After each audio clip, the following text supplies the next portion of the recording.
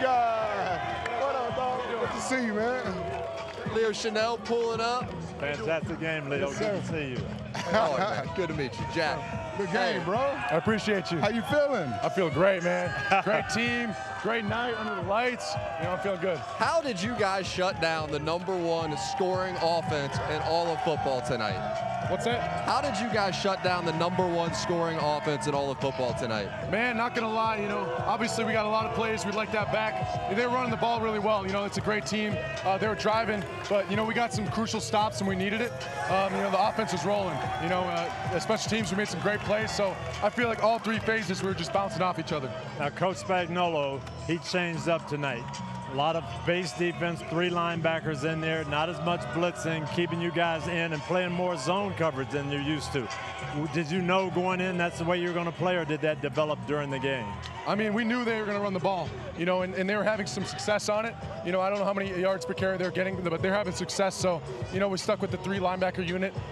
We just had to take care of their guys. They got some strong weapons on the outside. Goff is able to make those throws. We just kept the base in, and the 3 linebackers was kind of just hit and, established. Did you know before the game all week? Had you practiced that, or has that just developed during the game? We definitely didn't practice that much, in terms of like their tiger, their rhino. But we ran everything, make sure we're prepared. Guys were, locked in. What's the tiger and the rhino, man? Just for everybody who has no idea what you're talking about. The tiger, the rhino, what are you talking about? Yeah, tiger, rhino. Tiger is 12 personnel, rhino is 13 personnel. They threw in some XL in there, but yeah. I like it. You guys haven't had a must-win around here in some years, right? Was this considered, did you guys have the mindset that this was a must-win for you guys tonight? Oh, yeah. I mean, every game is obviously like that, but 2 and 4, like that's a number we don't want to be at. We had a great team coming in here, so we just saw a great opportunity, and we took advantage of it. When did Coach Andy Reid tell you that Simmons wouldn't be playing your starting left tackle, and how did that affect you guys? We just kind of all found out as we were coming in the locker room, and obviously prayers, whatever he's dealing with. I personally haven't heard what he's dealing with, so we all hope he's doing really well, and it obviously means a lot. We can go and win it, here for him. That's right. Talking to all your guys before the game, the mentality was, it seemed to me anyway, hey, we got to win this game, but we don't have to do anything different. We just have to be who we are and play Chiefs ball. Is that how you looked at it, or? Yeah. It's a lot of the calls we did. We were sitting in comfortable calls that we knew. Comfortable as in terms of like we have a lot of reps in it. So against an offense that gets tricky, that tests your eyes, we kind of like to sit in those calls that we have a ton of reps in. We've seen a ton of different looks in. I thought we came out and did a good job. What is the hardest part about stopping Detroit? What specifically is the hardest part? Oh, man. Just as a linebacker, I just, obviously the receivers and quarterback, but I just see those 2 great running backs, man. Like, those 2 guys are RB1s almost anywhere, What about that big offensive line, man? They're huge. Man, that's crazy. You got those dudes, led by Sewell. Yeah. He's just an animal, the way he's able to move just athletically. It's super fun watching him. Yeah.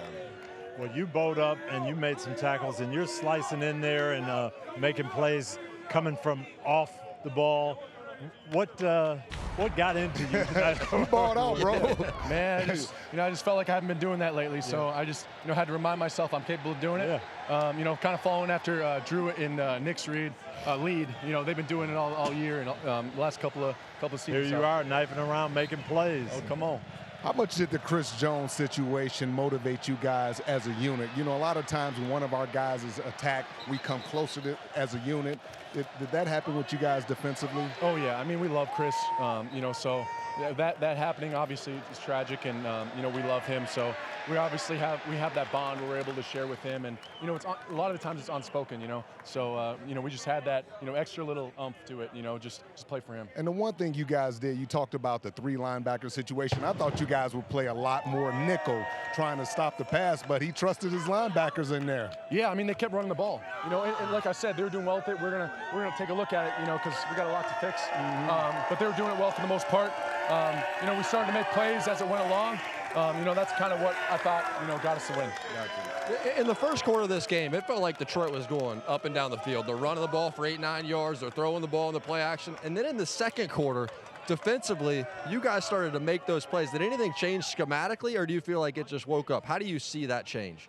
Yeah, I mean, we definitely made some adjustments on the sideline. You know, a lot of it's, you know, as the linebackers, you know, just making sure we hold the gap. You know, D-line, making sure they're staying in there. You know, it's all three levels, just helping each other out, whatever it is, because one guy can affect all three levels, and all it takes is one guy off to, you know, spring something. So, you know, Spags definitely made some call adjustments, you know, some outside pressure stuff.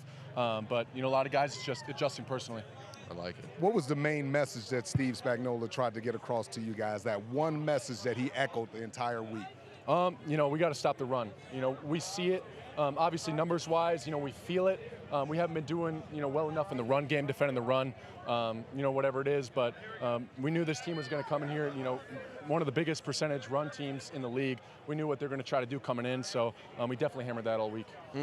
How would you describe the difference between being 3-3 and being 2-4? Man, it's a big difference. You know, regardless of what happened tonight, we were ready for the challenge. But you know, that's hard to, you know, keep climbing out of a hole, and you know, you don't want to keep shooting yourself in the foot. So you know, it makes a huge difference. You know, that little number gives us a chance. Something felt different coming into this building tonight. Did it feel different for you? I just felt all the energy out here, man. Yeah. Getting under the lights, you know, just seeing the guys and how much we wanted it. You know, we know what we're capable of. We have a high standard for ourselves, and you know, we just didn't like the outcome of that last game, so we definitely felt it going in here. I like it. Congratulations on this win. Man, go celebrate with your team. There's Kansas City Chiefs. You'd say they're back, but they never went anywhere. I just got one more point I want to make.